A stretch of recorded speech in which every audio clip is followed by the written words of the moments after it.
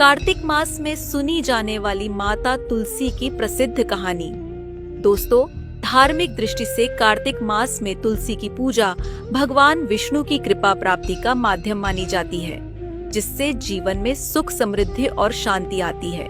ऐसा माना जाता है कि जो व्यक्ति कार्तिक मास में तुलसी के पौधे की सेवा करता है, उसकी हर मनोकामना पूरी होती है, क्योंकि तुलसी केवल एक पौधा नहीं बल्कि यह देवी का रूप है। पुराणों में तुलसी माता को भगवान विष्णु का आशीर्वाद प्राप्त है कि वे सदा उनकी पूजा का हिस्सा रहेंगी। ऐसा कहा जाता है कि भगवान विष्णु की पूजा तुलसी के बिना अधूरी मानी जाती है। तुलसी के पत्ते चढ़ाने से भगवान विष्णु अत्यंत प्रसन्न होते हैं, इसलिए इसे विष्णुप्रिया और मोक्षदायिनी भी कहा जाता है। अब चलिए दोस्तों, जानते हैं कि क्या है माता तुलसी की कथा, क्योंकि कार्तिक मास में तुलसी माता की पूजा के साथ साथ उनकी कथा का भी विशेष महत्व होता है। कहानी के अनुसार एक समय भगवान विष्णु के परम भक्त जलंधर ने सभी देवताओं को युद्ध में पराजित कर दिया।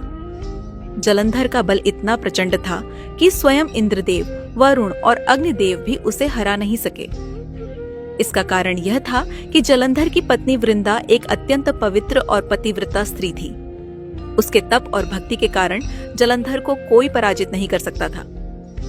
देवताओं ने इस समस्या का समाधान पाने के लिए भगवान विष्णु की शरण में गए। तब विष्णु जी ने एक उपाय सोचा।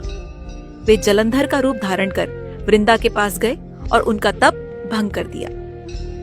जैसे ही वृंदा का तप भंग हुआ, जलंधर की शक्ति क्षीण हो गई और भगवान शिव ने उसे युद्ध में पराजित कर उसका अंत कर दिया।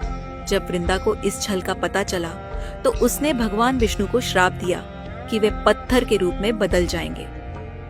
इस श्राप को सुनकर विष्णु जी ने उन्हें आशीर्वाद दिया कि वे तुलसी के रूप में जन्म लेंगी और उनका स्थान उनके पास रहेगा। इसके बाद वृंदा का जन्म तुलसी के रूप में हुआ और तभी से तुलसी को माता का दर्जा प्राप्त हुआ।